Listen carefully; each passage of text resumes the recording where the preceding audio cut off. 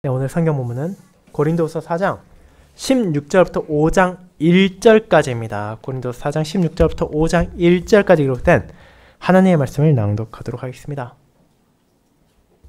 그러므로 우리가 낙심하지 아니하노니 우리의 겉사람 낡아지나 우리의 속사람 날로 새로워지도다. 우리가 잠시 받는 환난을 경한 것이 지극히 크고 영원한 영광에 중한 것을 우리에게 이루게 함이니 우리가 주목하는 것은 보이는 것이 아니요 보이지 않는 것이니 보이는 것은 잠깐이요 보이지 않는 것은 영원함이라. 만일 땅에 있는 우리의 장막집이 무너지면 하나님께서 지으신 집 곧 손으로 지은 것이 아니요 하늘에 있는 영원한 집이 우리에게 있는 줄 아느니라. 아멘. 설교에는 찬송 56장 3절 4절을 이어서 부르도록 하겠습니다.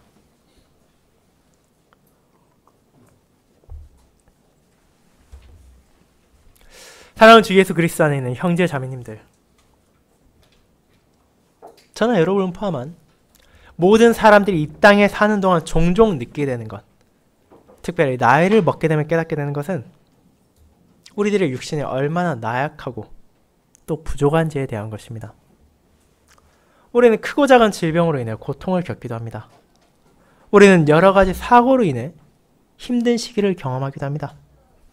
때로는 먹을 것을 충분히 먹지 못해, 마실 것을 충분히 마시지 못해서 고통받을 때도 있고, 때로는 잠이 부족해 피곤과 싸우기도 하며, 때로는 자세가 안 좋아 관절에 통증이 찾아오기도 합니다.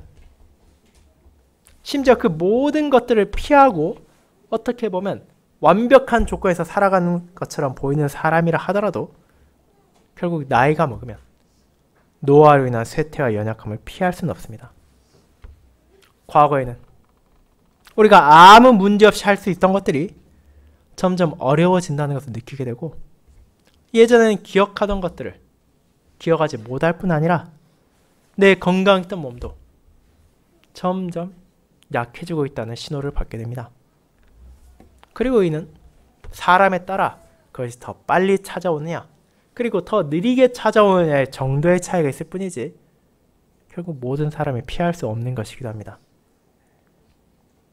그렇게 우리는 바울이 말하듯 질그릇, 정말 진흙으로 빚은 그릇과 같이 쉽게 금이 가고 또 깨어질 수도 있는 연약한 육체로 살고 있습니다. 심지어 그 육신은 언젠가 죽음을 맞이할 것이란 결론까지 정해져 있습니다. 그것은 안타깝고 힘든 현실이지 않습니까? 특별히 나뿐만 아니라 내가 사랑하는 형제 자매가 그런 아픔을 경험하고 그런 괴로운 상황에 처해 있다는 것을 보는 것은 우리 마음을 애통하게 할 것입니다. 그리고 이는 남의 일도 아니고 먼 미래의 일이나 먼 과거 일도 아니라 지금 우리의 모습이기도 합니다. 교회의 성도님들 가운데 질병으로 인해 긴 시간 치료를 받고 계신 분이 계십니다. 사고로 인해 부상을 입어 몇 달 동안 교회에 나와 예배를 드리지 못하시는 분도 계십니다. 그뿐 아니라 지병으로 인해 오랜 시간 고통 가운데 인내하는 분도 계시고, 나이가 들어 과거와 달리 여러 가지 불편함을 감내하고 계신 형제 자매도 계십니다.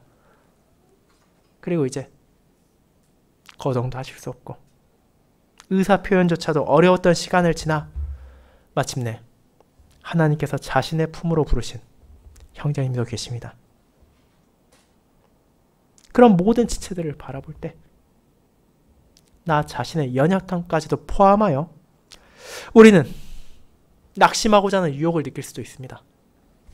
왜 하나님께서 자신의 신실한 종들에게 이렇게 가혹하신가?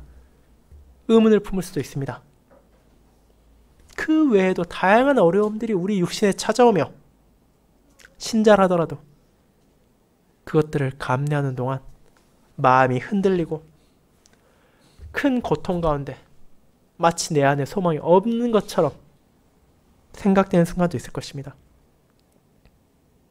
하지만 그것은 우리를 무너뜨리려고 하는 마귀의 유혹이고 세상의 공격이며 옛 본성의 반로입니다. 우리는 비록 질그릇처럼 연약한 육체를 가졌다 하더라도 낙심하지 않을 수 있는 영원한 영광의 약속을 받았기 때문입니다. 그렇게 우리와 마찬가지로 어쩌면 우리보다 훨씬 더한 고통을 겪으며 형제와 자매의 아픔을 바라보았던 바울은 고린도의 성도들과 후대의 신자들을 격려하며 우리에게 잠깐의 환난이 있다 하더라도, 그것이 너무나 괴롭고 힘들어 보인다 하더라도 낙심하지 않고 주님 안에서 소망을 가지라고 격려합니다. 그렇게 자신의 신실한 종을 통하여 자신의 자녀들을 위로하시는 하나님의 말씀을 저는 영원한 영광을 주목하며 잠깐의 환난에 낙심하지 않는 신자라는 제목으로 설교하고자 합니다. 그리고 이 본문을 통해 우리에게 역경과 어려움이 찾아온다 하더라도 어떻게 낙심하지 않고 소망 가운데 주님을 찬양하며 형제 자매를 격려할 수 있는지, 또 우리 안에 있는 위로를 발견할 수 있는지, 또 우리 어떻게 소망을 붙잡을 수 있는지를 고백하도록 하겠습니다. 이를 첫 번째, 우리를 낙심하게 만드는 수많은 환난. 두 번째, 우리를 위로하는 영원한 영광. 세 번째, 우리가 향하는 하늘에 있는 영원한 집으로 나누어 알아보겠습니다. 먼저 첫 번째, 우리를 낙심하게 만드는 수많은 환난에 대해 알아보겠습니다. 형제자매 여러분, 서론에서 살펴본 것처럼 이 땅에 살아가는 모든 사람들은 자기 육신의 연약함을 언젠가는 경험하게 되고 사랑하는 사람들의 고통에 슬퍼하는 시간을 보내기도 합니다. 우리가 형제와 자매를 사랑하면 사랑할수록 그들의 아픔에 공감하게 되고 그들의 괴로움을 외면할 수도 없습니다. 그런데 이렇게 지체들과 또 자기 자신의 육신의 결핍과 부족함으로 인해 힘들어하고 아파하는 것은 저와 여러분만이 아닙니다. 오늘 우리의 본문인 고린도 후서 4장의 앞선 부분에서 사도 바울은 우리를 괴롭게 하고 낙심하게 하는 것처럼 보이는 수많은 것들이 있음을 알려줍니다. 하나님의 뜻에 따라 신실히 살아가고 그분의 복음을 전파함에도 불구하고 우상의 마음을 빼앗겨 무엇과도 비할 수 없는 참된 보배를 부인하는 이들을 바라보는 것은 가슴 아픈 일입니다. 하나님의 진리, 세상에 그 어떤 보화와도 비교할 수 없는 아름다운 은혜를 품었음에도 그 보배를 온전히 드러내기에는 한없이 부족한 질그릇처럼 약한 육신을 인식하는 것은 안타까운 일입니다. 신자를 둘러싼 박해, 끝없이 찾아온 답답한 상황, 물리적이고 정신적인 괴로움은 우리를 고통스럽게 합니다. 그뿐 아니라 아무리 신자 하더라도 내 육신에 언젠가 끝이 찾아올 것이라는 생각은 우리를 두렵게 만들기도 합니다. 그리고 그런 모든 것들이 신자들에게 찾아왔고 또 지금도 찾아오고 있으며 앞으로도 찾아올 것이라는 사실을 바울은 부인하지 않습니다. 그 모든 것들은 우리를 낙심하게 만들기도 하고 포기하게 만들기도 하며 소망이 없다는 생각을 자라나게 하기도 하며 실제로 세상 많은 사람들은 그렇게 되기도 합니다. 하지만 사도는 그런 현실을 분명히 인식하면서도 동시에 너희는 신자이기 때문에, 하나님의 자녀이기 때문에 낙심해서는 안 된다고 말합니다. 그리고 그럴 수 있는 분명한 이유가 있다는 것을 전함으로 성도를 격려합니다. 서로 우리의 과업이 열매 맺지 않는 것처럼 보인다 하더라도 우리는 그리스도의 주 되신 것을 믿으며 하늘 아버지의 섭리를 고백하고 있기에 아무리 어두워 보이는 현실 가운데서도 소망을 가질 수 있습니다. 우리가 박해를 받고 조롱당하며 괴로운 상황에 처한다 하더라도 흔들리지 않을 수 있음은 그리스도의 생명이 우리와 함께 있기 때문이고, 그와 같이 믿음 안에 살아가는 신자들은 한 믿음으로 서로를 격려하고 위로를 나누며 감사로 말미암아 하나님께 영광을 돌리게 됩니다. 이제 그런 근거들을 기반으로 사도는 그 모든 환난에도 불구하고 우리가 낙심하지 않을 수 있는 이유를 정리합니다. 그는 앞선 내용을 정리하고 우리의 상황과 대조하며 우리의 소망을 알려주는 것입니다. 겉사람, 속사람, 환난과 영광, 경한 것과 중한 것, 보이는 것과 보이지 않는 것, 우리의 장막집과 하나님께서 지으신 집, 또 손으로 지은 것과 하늘에 있는 영원한 것이 계속해서 대조되며 우리가 정말로 주목해야 할 것은 대체 어떤 것인지를 깨닫도록 인도하는 것입니다. 이를 저는 오늘 본문은 이렇게 시작합니다. 그러므로 우리가 낙심하지 아니하노니 우리의 겉사람 낡아지나 라고 말입니다. 이렇게 우리가 낙심하지 아니한다라고 말을 한 이유는 역설적으로 이어질 진리의 내용을 깨닫지 못한다면 그러하더라도 신자라더라도 낙심할 수 있다는 것을 가리키고 있는 것입니다. 그렇다면 먼저 낙심한다는 것은 도대체 무슨 뜻입니까?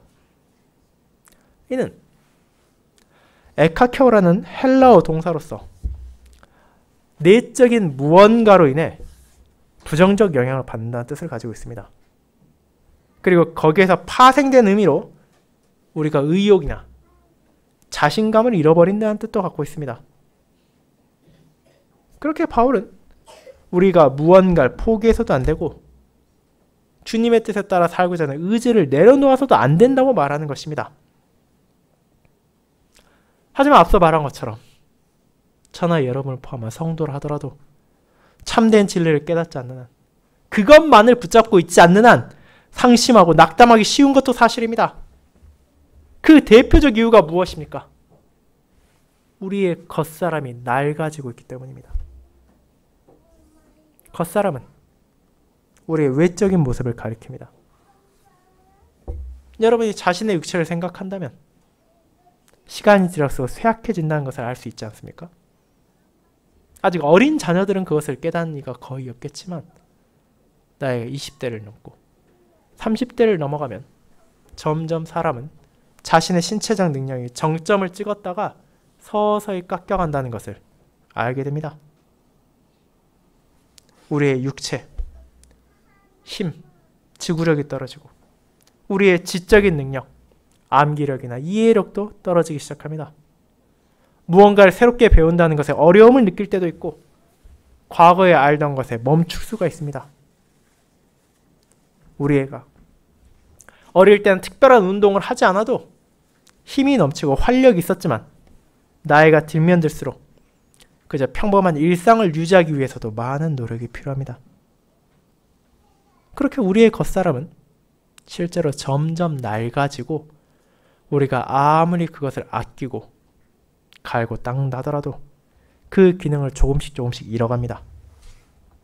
그리고 그것은 언젠가는 멈추게 될 것이고 우리의 장막과도 같은 연약한 집, 그 육신이 무너지는 날을 보게 될 것입니다. 그 사실을 알고 있기에 이는 우리 마음을 두렵게 만들기도 하며 때로는 내가 결국 이 육신으로 평생 살 것도 아닌데 영원히 살 수 있는 것도 아닌데 그렇게 열심히 내게 주어진 소명에 따라야 하는지 내가 하는 것들이 결국 헛된 것이 아닌지 이런 의문들을 품게 하기도 합니다. 그런데 우리를 낙심하게 하는 것은 그것만이 아닙니다. 17절에 나오듯이 우리를 찾아오는 환난까지도 있기 때문입니다. 우리의 겉사람 가만히 두어도 점점 낡아지고 쇠약해지는데 그런 우리를 넘어뜨리기 위해 끝없이 공격하는 세력도 있다는 것입니다. 그 환난이 어떤 것인지는 앞서 언급했던 4장 전반부에 잘 나와 있습니다. 특히 7절부터 9절까지가 그 내용을 잘 보여줍니다. 우리는 분명 하나님의 영광이라는 빛을 품고 있는 은혜를 누리지만 정작 그것을 담고 있는 내 육신은 질그릇처럼 연약합니다. 그런데 그런 부족한 나의 그릇을 깨뜨리기 위해 구멍을 내기 위해 온갖 적들이 내 사방을 둘러싸고 있습니다. 그들은 우리가 조금이라도 틈을 보이면 무너뜨리기 위해 기회를 노리고 우리 몸과 마음을 지치게 합니다. 때로는 우리를 넘어뜨려서 모욕을 주기도 하고 때로는 직접적 혹은 간접적 방식의 박해를 통해 내 삶을 힘들게 하기도 합니다. 그리고 그것이 우리 삶 가운데 아주 특정한 일정 시기 아주 짧은 순간순간에만 나타나는 것이 아니라 모든 삶에 걸쳐 끊임없이 나타난다면 그런 상황에서 낙담하지 않고 의욕을 잃지 않으며 내게 주어진 소명에 끝없이 헌신할 수 있는 사람이 얼마나 되겠습니까? 그런 사람은 극소수에 불과하거나 실제적으로는 없다고 봐도 무방할 것입니다.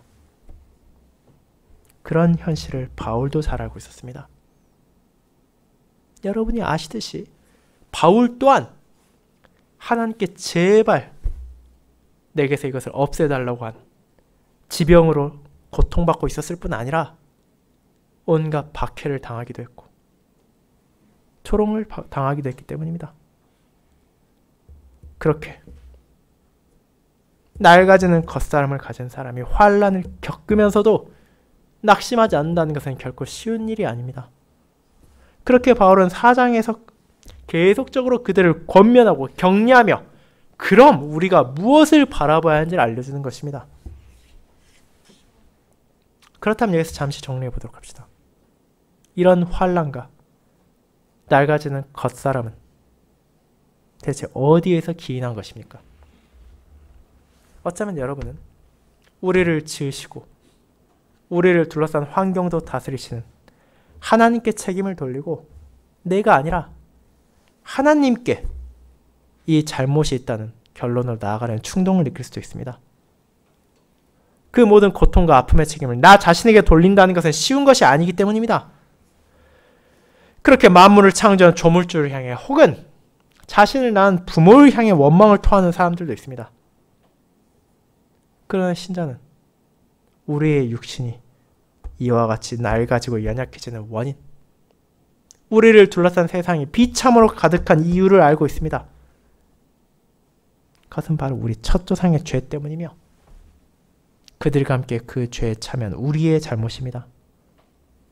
사람이 처음 창조되었을 때 그 육신은 낡아지는 것이 아니었습니다. 하지만 그들이 하나님의 뜻을 어기고 자기 욕망에 따랐을 때 하나님께 주셨던 선한 선물들은 무너지고 부패했으며 이는 우리의 겉사람도 마찬가지였습니다. 그리고 그들의 죄와 타락으로 인해 세상까지도 죄가 가득하게 되었고 우리 역시 그로 인한 비참 가운데 신음하게 된 것입니다. 그렇게 이 원인은 다른 어딘가에서 찾을 수 있는 것이 아니라 바로 내 안에 있습니다. 그것은 내가 자초한 현실이고 내가 감당해야 할 무게인 것입니다. 사랑하는 형제님 여러분, 그렇게 우리의 낡아지는 겉사람은 모든 사람의 죄와 비참을 다시금 인식하게 합니다.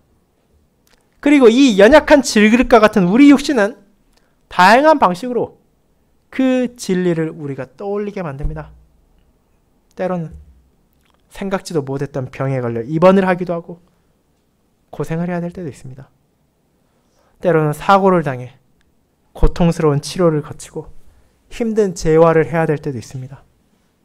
그뿐 아니라 특정한 어려움이 아니라 하더라도 결국 나이 들면 몸이 쇠약해지는 것을 통해 이 부족함을 깨닫게 되고 장막집이 점점 무너지고 있다는 것을 알게 됩니다. 그 모든 것들은 우리를 낙심하게 만들기에 충분한 이유로 보입니다. 특별히 그 원인이 내 안에 있다면 더욱 그러할 것입니다. 하지만 하나님께서는 그런 자신의 자녀를 낙심시키기 위해 이 서신을 전하신 것이 아닙니다. 오히려 그와 같은 육신의 연약함을 인식하고 자기 자신을 의지하지 않게 된 성도들은 비로소 그들이 받게 된 영광이 무엇인지를 알게 되며 이 땅에 보이는 것에 집착하는 대신 하나님께서 약속하신 보이지 않는 영원함을 주목하며 자기에게 주어진 소명을 신실히 임할 수 있기 때문입니다. 그것이 예수 그리스도의 공로를 우리에게 베풀어진 하나님의 은혜이며 주님 안에서 모든 성도들이 붙잡게 된 참된 소망이라는 것을 이어지는 대지에서 알아보겠습니다. 그것이 두 번째, 우리를 위로하는 영원한 영광입니다. 성도 여러분, 분명 이와 같은 바울의 서신은 어떤 의미에서는 우리를 낙담하게 만드는 것처럼 보일 수 있습니다. 신자가 마주하는 현실을 가리키고 있으며 심지어 사도인 그 자신조차도 그런 낡아지는 겉사람, 그런 자신을 찾아오는 환란에서 자유롭지 못하다는 것을 숨기지 않기 때문입니다. 그러나 사도가 이 모든 것들을 가리키고 자기 자신의 부조함까지도 나타낸 이유는 당연히 이 글을 읽는 성도들을 낙심시키기 위한 것이 아닙니다.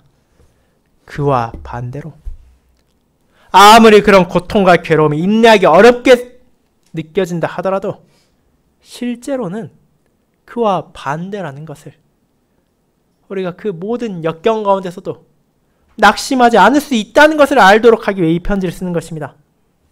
신자는 이 땅에서 찾아오는 환란을 이겨낼 수 있고 질그릇처럼 연약한 겉사람의 낡아짐을 낙심하지 않을 수 있으며 심지어 내 육신의 마지막에 찾아오는 순간까지도 소망을 가질 수 있습니다. 그리고 그 모든 것은 우리에게 은혜로운 약속, 영원한 영광의 약속이 주어졌다는 것을 깨닫고 고백할 때에만 가능한 것입니다. 그런 진리를 사도 바울은 이렇게 고백합니다. 분명 우리를 낙심하게 만드는 것처럼 보이는 수많은 요인들이 있습니다. 내 육신은 연약하고 쇠약해지며 나를 향한 유혹과 공격이 멈추지 않습니다. 나 자신이 경험하는 비참이 있을 뿐 아니라 믿음에서 한 지체가 된 형제 자매들의 고통을 바라보는 것은 우리를 괴롭게 합니다. 그것을 어떻게 쉽게 말할 수 있겠습니까? 하지만 바울은 이제 그런 현실적 고통을 이겨낼 수 있고 인내할 수 있는 신자만이 가진 특권을 말합니다. 그것은 우리를 어렵게 만드는 모든 것들과 반대되는 것들이 동시에 존재한다는 것입니다. 우리의 겉사람은 쇠약해집니다. 하지만 우리의 속사람은 날로 새로워집니다. 우리는 지금 끔찍한 환난, 내가 감당할 수 없는 것을 겪는 것 같지만 그것은 우리에게 주어질 크고 영원한 영광에 비하면 아주 잠깐의 시간일 뿐 아니라 그 무게조차 가볍게 그치없는 것입니다.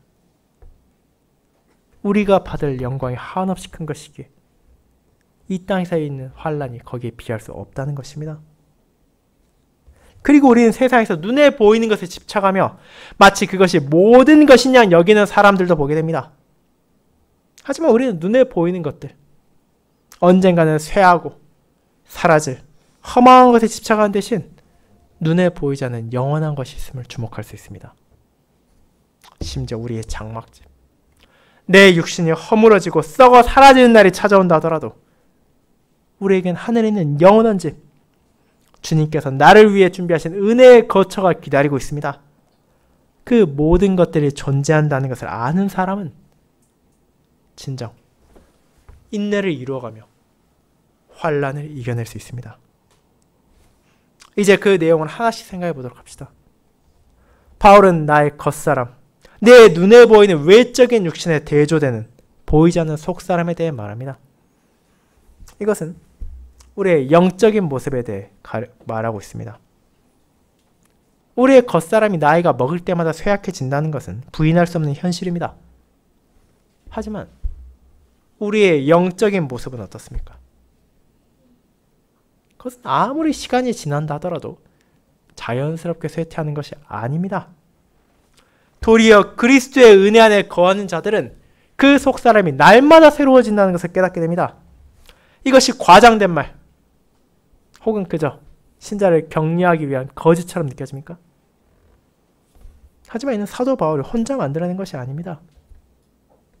우리가 오늘 앞서 불렀던 시편 92편을 떠올려 보시기 바랍니다. 언약 백성이 안식일에 불렀던 이 찬송은 주님을 찬양하며 그분 안에 거하는 자들이 누리는 놀라운 은혜에 대해 말합니다. 그리고 그 중에는 이런 내용도 담겨 있습니다. 의인은 종려나무같이 번성하며 레바논의 백향목같이 성장하리로다. 이는 여호와의 집에 심겼으며 우리 하나님의 뜰 안에서 번성하리로다. 그는 늙어도 여전히 결실하며 진액이 풍족하고 빛이 청청하니 라고 말입니다. 시편 92편 12에서 14절입니다. 하나님을 대적하는 원수들은 패망하게 될 것이고 신자를 공격하는 원수들은 그들의 죄에 대한 보응을 받을 것입니다. 그러나 의인은 어떠합니까? 그들은 무성히 자라나는 종려나무나 백향목처럼 성장합니다.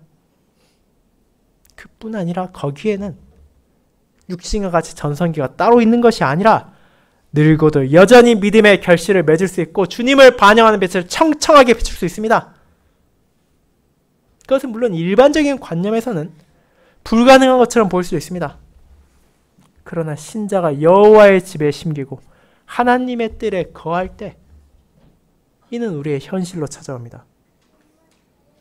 우리가 믿음 안에서 거할 때 주님의 영은 우리를 새롭게 하시고 우리의 육체가 쇠하여 거동이 불편해지고 우리의 말이 어눌해지고 우리의 생각에 제한이 생길 때라 하더라도 여전히 감사의 열매를 맺을 수 있도록 자라나게 하시며 또 그런 삶을 통하여 형제 자매들을 격려하고 또 위로할 수 있게 하는 것입니다. 그렇게 우리는 주님 안에서 나이가 든다 하더라도 심지어 죽음을 앞두고 있다 하더라도 여전히 새로워지는 속사람을 나타낼 수 있습니다. 물론 그렇게 속사람이 새로워지는 신자라 하더라도 환난에서 자유하지 못합니다. 베드로의 다른 서신에서 전해진 것처럼 이는 불시험처럼 느껴질 수 있을 정도로 극도로 강력한 고통과 괴로움을 수반하는 것이 될 수도 있습니다. 그러나 아무리 그런 역경이 찾아온다 하더라도 이는 진리를 깨달은 신자에게 있어 인내할 수 있는 가벼운 것이 될 수밖에 없습니다. 왜 그렇습니까? 우리는 지금 받는 환난을 알 뿐 아니라 우리에게 주어질 영광도 인식하기 때문입니다. 그 영광, 말로 표현하기도 힘든 놀라운 영광은 무엇입니까? 그것은 그리스도의 날, 그분의 양떼가 경험할 은혜입니다. 세상에서 마주하는 고난이 아무리 힘든 것처럼 보여도 나를 향한 마귀와 세상, 육신의 유혹이 끊어지지 않는 것처럼 보인다 하더라도 그 모든 것들은 자기 백성을 위해 준비하신 하나님의 뜻을 꺾을 수 없고 그분께서 이런 환난까지도 우리의 선을 위해 사용하십니다. 결국 그 모든 것은 우리에게 찾아올 주님의 약속의 은혜를 더욱 감사하고 바라보게 만드는 데 사용됩니다. 이 땅에서 잠시 받는 환난이 고통스러울 때 신자는 세상을 의지하고 인간의 방식으로 그것을 끊어내기에 앞서 그리스도의 은혜로 내게 주어질 영원히 새하지도 않고 약해지지도 않을 새롭게 될 육신을 소망합니다. 이 땅에서 나의 형제와 자매의 고통을 바라보며 또 심지어 그들이 먼저 우리를 떠나는 것을 보고 슬퍼하며 안타까움을 느낄 때 우리는 새하늘과 새 땅에서 주님의 모든 자녀들과 함께 그분을 영원히 찬양하는 기쁨을 누리게 될 날을 고대하게 됩니다. 그 영원한 영광, 세상의 무엇으로도 바꿀 수 없고 얻을 수 없는 영광의 약속이 우리에게 주어졌기에 우리는 그 영광이 얼마나 무거운지를, 얼마나 중한지를 고백하며 거기에 비한다면 내가 어떤 고통을 당한다 하더라도 어떤 환난을 마주한다 하더라도 심지어 내 평생에 걸쳐 그런 환난이 끊이지 않는다 하더라도 결국 그 영광의 영원함에 비하면 잠깐에 불과하고 그 영광의 중함에 비하면 가볍게 그지없다고 말할 수 있습니다. 그렇기에 바울은 이제 모든 성도들이 무엇을 바라봐야 하는지 말합니다. 우리가 눈에 볼 수 있고 내 손으로 만질 수 있는 것들, 쉽게 말하면 물질적인 것에 주목하기 쉽고 그것에 집착하기도 한다는 것은 사실입니다. 먹을 것과 마실 것, 내가 입으로 내가 살 집, 내 재산과 내 부에 관심을 쏟고 마치 그것이 모든 것인 양 생각하는 경향을 가질 수도 있다는 것입니다. 하지만 사도는 그럴 필요도 없을 뿐더러 그래서도 안 된다고 말합니다. 왜 그렇습니까? 우리 눈에 보이는 것들이 아무리 좋아 보인다 하더라도 그것은 일시적인 것이 될 수밖에 없기 때문입니다. 아무리 많은 돈을 가지고 훌륭한 집에 살며 멋진 차를 타고 다닌다 하더라도 그것을 정말 영원히 소유할 수 있습니까? 그런 것들이 우리의 속사람을 새롭게 하고 우리에게 받을 영광의 일부가 될 수 있습니까? 그렇지 않습니다. 이는 이 땅에서 잠시 우리를 편하게 해줄 뿐 우리가 집착할 수 있는 대상이 아닙니다. 우리에게 정말로 중요한 것은 내 눈에 보이지 않는 것들, 날마다 새롭게 되어간 나의 속사람이며 나에게 찾아올 영광의 약속이며 주님의 나라에서 누리게 될 영원한 기쁨입니다. 그 모든 것들은 비록 아직 내 눈으로 볼 수 없고 내 손으로 만질 수 없는 것이지만 그것들이야말로 참되고 영원한 것이기에 우리는 거기에 마음을 쓰고 거기에 관심을 가지며 그런 천상의 것들을 바라보아야 합니다. 그리고 거기에 우리의 소망이 있습니다. 사랑하는 성도 여러분, 분명 우리에게 찾아오는 다양한 환란들이 있습니다. 우리가 과거에 겪었던 것들이 있고 지금 이 순간 경험하는 것이 있으며 앞으로도 많은 것들이 찾아올 것입니다. 내 겉사람 여전히 쇠약해지고 있고 우리는 비참 가운데 질병과 사고로 인해 신음하는 형제와 자매를 바라봐야 할 때도 있을 것입니다. 그러나 그런 보이는 환란이 우리를 낙심하게 할 수 없습니다. 하나님의 자녀는 그분의 뜰 안에 심겨 자라가는 모든 이들은 날마다 속사람이 새로워지며 영원한 영광의 약속을 붙잡으며 보이지 않는 것에 주목할 수 있기 때문입니다. 그리스도의 공로로 주어진 은혜 안에서 우리는 그분의 날 온전히 드러날 영광을 바라봅니다. 그 무거움을, 그 가치를, 그 영혼을 고백하기에 우리는 현실을 이겨내고 인내할 수 있을 뿐 아니라 진리를 통한 위로와 격려를 나눌 수 있는 것입니다. 그리고 우리는 그렇게 주님 안에서 그분의 나라를 바라보는 지체들과 함께 영원히 무너지지 않을 우리의 하늘 집으로 나아가게 됩니다. 거의 세 번째, 우리가 향하는 하늘에 있는 영원한 집으로 이어집니다. 여러분, 그렇게 이 땅의 일시적인 보이는 것들과 대조되는 하늘의 영원한 보이지 않는 것들을 고백한 우리는 그를 통해 소망과 위로를 확신하게 됩니다. 그런 확신을 통해 우리에게 주어질 것에 대해 바울은 더욱 구체화해서 알려주므로 성도들이 그 진리를 놓지 않도록 5장에서 격려합니다. 그중 제일 처음 나오는 1절은 이런 것들을 말합니다. 언젠가 땅에 있는 우리의 장막집은 무너지게 될 것이라는 사실입니다. 이는 16절에서 언급된 낡아지는 겉사람이며 7절에 나온 질그릇이기도 한 우리 육신을 가리키고 있습니다. 그리고 이 편지를 1차적으로 수신했던 고린도의 모든 성도들도 또 성령님의 영감을 받아 이를 기록한 사도 바울도 시기의 차이가 있을지언정 그들의 장막집이 무너지는 것을 경험하게 되었습니다. 그들은 각기 다른 방식을 통해 육신의 죽음을 맞이했고 겉사람의 끝을 나타냈습니다. 그것을 바라보는 성도들은 이를 슬퍼하고 안타까워했을 것입니다. 그리고 이는 우리도 마찬가지입니다. 이 서신으로부터 수천 년의 시간이 지나 기술과 의술이 엄청난 발전을 이루었음에도 불구하고 아무리 인간의 평균 수명이 늘었다 하더라도 우리는 여전히 늙으면 쇠약해지고 언젠가는 죽을 수밖에 없습니다. 장막집이 무너질 때는 지금 이 순간도 여전히 다가오고 있습니다. 그렇게 생각해 보시기 바랍니다. 많은 사람들은 자신들이 살고 있는 집이나 차에 대해서도 나름의 애착을 품곤 합니다. 5년에서 길면 10년을 사용하는 것에 그런 마음을 품게 되는데 평생을 함께한 자기의 육신이 무너지는 것을 느낄 때 낙심하지 않을 수 있는 사람이 얼마나 있겠습니까? 자신의 애차가, 자신의 집이 문제가 생겨나다 어느 순간 고장나고 무너져서 움직이지 않고 사람이 살 수 없게 된다면 거기에 안타까움과 슬픔을 느끼지 않을 사람은 없을 것입니다. 그것은 분명 일반적인 감성입니다. 하지만 바울은 그 비유 안에 추가되어야 할 조건이 있음을 알려줍니다. 그것은 바로 그 장막집이 우리의 마지막 거처가 아니라 우리가 나아가야 할 하늘에 있는 영원한 집이 있다는 것입니다. 그 집은 사람이 지은 것이 아니라 하나님께서 지으신 집입니다. 그 집은 낡지도 않을 것이고 쇠하지도 않을 것입니다. 문자 그대로 영원히 있을 집입니다.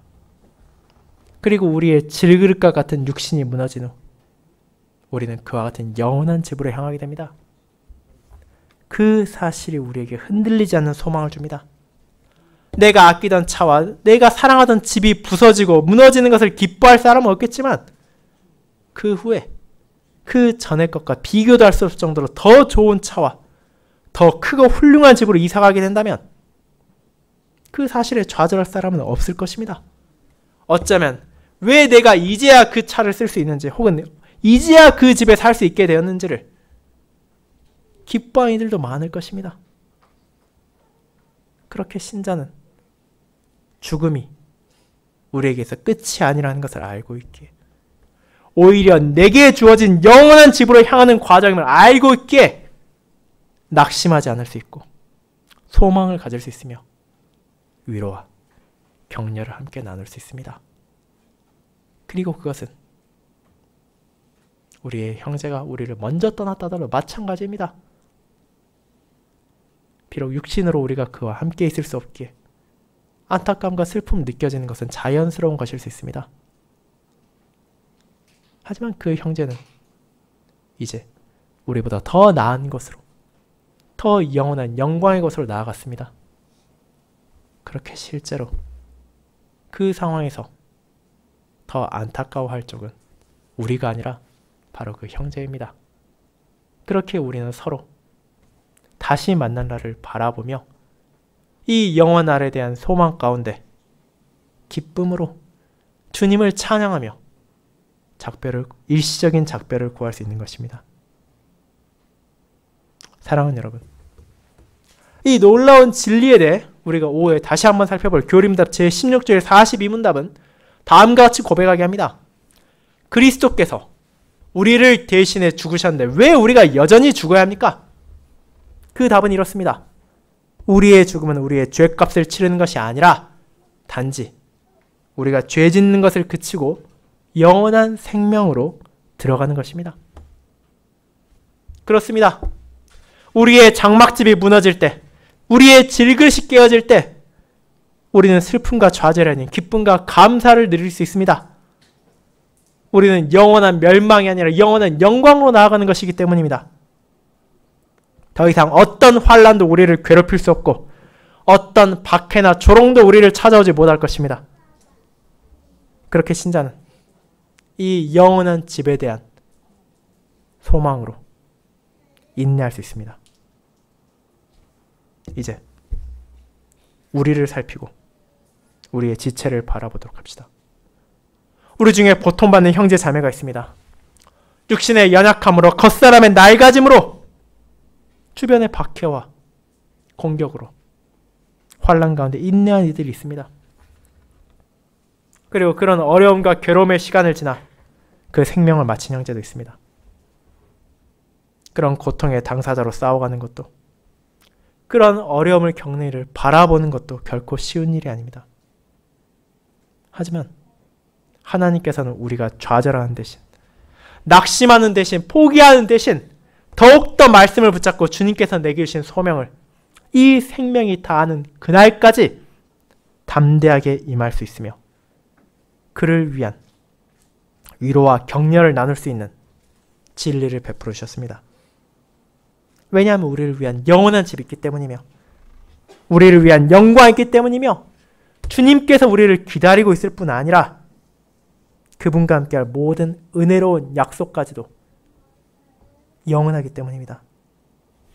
그 영혼에 비한다면 이 땅에서 마주하는 모든 것은 찰나의 순간에 불과합니다. 그렇게 날로 새로워지는 속사람으로 함께 보이지 않는 것에 주목하도록 합시다. 보이는 모든 것이 나를 슬프게 하고 괴롭게 한다 하더라도 보이지 않는 주님의 은혜와 약속이 우리를 미소 짓게 하고 그분을 찬양하게 하며 늙을 때도 아플 때도 괴로울 때도 힘들 때도 감사의 열매를 맺게 할 것입니다. 우리 모두 성령 하나님의 역사 가운데 이 진리를 선포하며 하늘에 있는 우리의 영원한 집, 우리보다 앞선 신앙의 선진들이 기쁨으로 우리를 기다리고 있는 그리스도께서 나를 위해 준비하신 영원한 거처로 이번 한 주도 함께 나아가도록 합시다. 아멘.